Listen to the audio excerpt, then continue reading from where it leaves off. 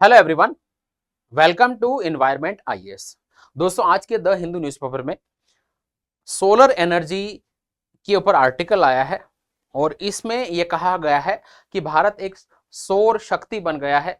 दुनिया में आज जो है हम विश्व के तीसरे सबसे बड़े सोलर पावर हैं और हम थर्ड नंबर पर आ चुके हैं।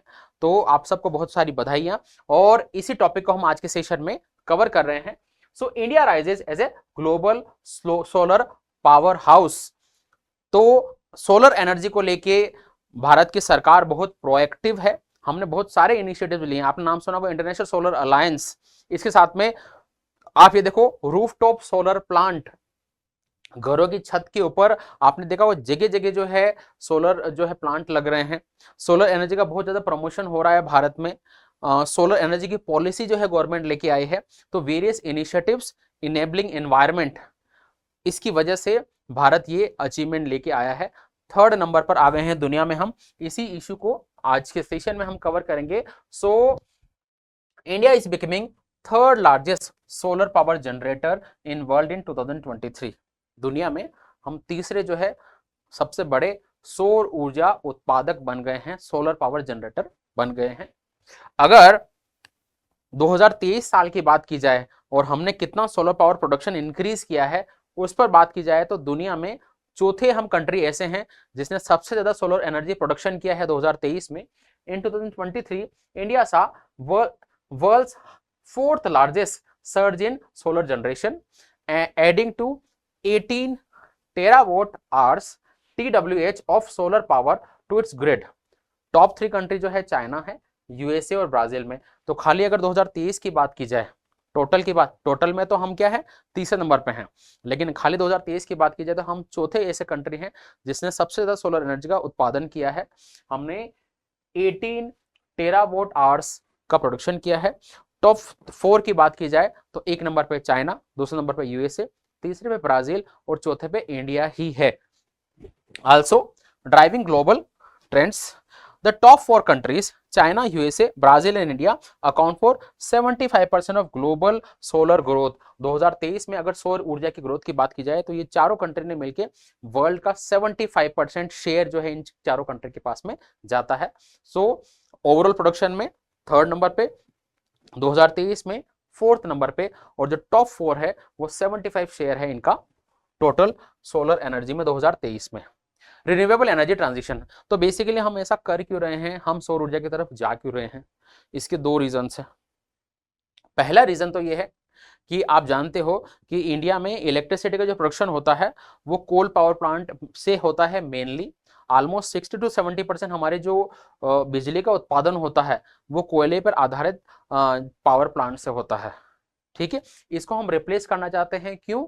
क्योंकि जब भी कोयले का यूज होता है तो ग्रीन हाउस गैसेज निकलती है, जैसे कार्बन डाइऑक्साइड, जो हमारे वायुमंडल को जो है प्रभावित करती है और इससे ग्लोबल वार्मिंग या भूमंडलीय उष्मीकरण की समस्या होती है। तो हम ये चाहते हैं कि जीवाश्म ईंधन का यूज नहीं करते हुए हम रिन्यूएबल सोर्सेस को यूज करें। Solar energy, wind energy, geothermal energy, tidal energy, इनकी तरफ हम जा रहे हैं। तो सौर ऊर्जा को हम बहुत प्रमोट कर रहे हैं। सो डाइवर्सिफाइंग एनर्जी मिक्स, तो हम ये चाहते हैं कि हमारा जो एनर्जी का प्रोडक्शन आ रहा है वो डाइवर्सिफाई हो जाए, हम कोयले पर 60 से 70% निर्भर नहीं रहें। आज की डेट में सोलर एनर्जी का जो शेयर है वो टोटल एनर्जी प्रोडक्शन में 5.8% है। 2023 में 5.8% है सौर ऊर्जा का योगदान टोटल बिजली उत्पादन में या पावर जनरेशन में। हम क्लाइमेट चेंज चैलेंज को एड्रेस करना चाहते हैं, ये हमारा एक इंपॉर्टेंट कारण है।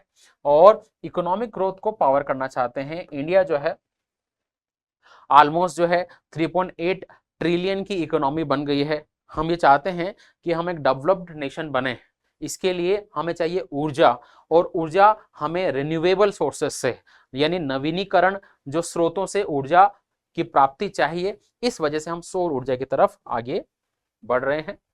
ग्लोबल सोलर सर्ज, तो पूरे वर्ल्ड में भी आप ये देखोगे कि सोलर एनर्जी का जो है उस पर रिलायंस बढ़ रहा है। अगर बात करेंगे दुनिया के बहुत सारे देशों की,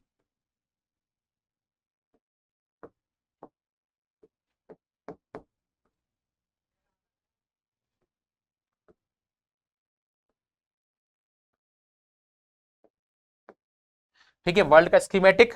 और तो ये दोनों लाइन जो है ट्रॉपिक ऑफ कैंसर और ट्रॉपिक ऑफ कैप्रिकॉर्न है, ठीक है। और यहां पर बीच में इक्वेटर है, तो यहां पर ट्रॉपिकल कंट्रीज है। ट्रॉपिकल कंट्रीज वो कंट्रीज है जहां पर सनलाइट जो है सीधी गिरती है, ठीक है, साल भर के किसी महीने में। तो यहां पर सौर ऊर्जा के ज्यादा चांसेस है। तो इन कंट्रीज को हमने एक साथ में ऑन बोर्ड किया है इंटरनेशनल सोलर अलायंस में। तो इस तरीके के इनिशिएटिव्स तो अनप्रेसिडेंटेड ग्रोथ, तो सोलर एनर्जी की ग्रोथ बहुत ज्यादा हो रही है पिछले 19 सालों से, ठीक है। और साथ ही साथ कॉस्ट जो है कम हो रही है, राइजिंग अडॉप्टेशन यानी कंट्रीज जो है इसको अडॉप्ट कर रहे हैं, क्लाइमेट एक्शन इंपरेटिव्स, क्योंकि क्लाइमेट चेंज को हमें रोकना है, ग्लोबल वार्मिंग को रोकना है, इसलिए भी हम सबकी मजबूरी है। और हमने एम्बिशियस टारगेट भी रखे हैं सौर ऊर्जा को लेकर। तो ये सारे बहुत सारे कारण हैं।